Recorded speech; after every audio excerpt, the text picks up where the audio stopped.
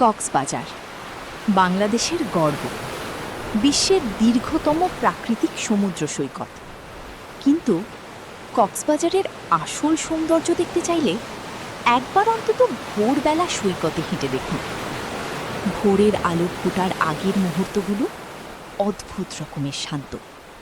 চারদিকে মৃদু বাতাস, দূরে সমুদ্রের গর্জন, আর অসংখ্য ঢেউ একটার পর একটা এসে ছুঁয়ে যাচ্ছে বালুকা বেলাকে। ধীরে ধীরে পূর্ব আকাশে সূর্যের আভা ফুটতে শুরু করে।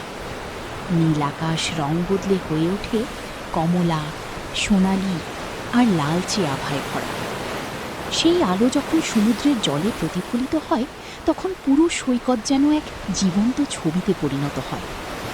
যদি ভোরে কক্সবাজার ভ্রমণে যান, তাহলে সূর্যোদয়ের অন্তত 20 থেকে 30 মিনিট আগে সৈকতে পৌঁছানোর চেষ্টা করুন। একটি পানির বোতল সঙ্গে রাখুন, আরামদায়ক পোশাক পরুন, আর ক্যামেরা বা মোবাইল প্রস্তুত রাখুন, কারণ ভোরের প্রতিটি মুহূর্তই আলাদা। সবশেষে, কক্সবাজার শুধু একটি সমুদ্র সৈকত নয়, এটি মহান আল্লাহর সৃষ্টি এক অপূর্ব নিদর্শন।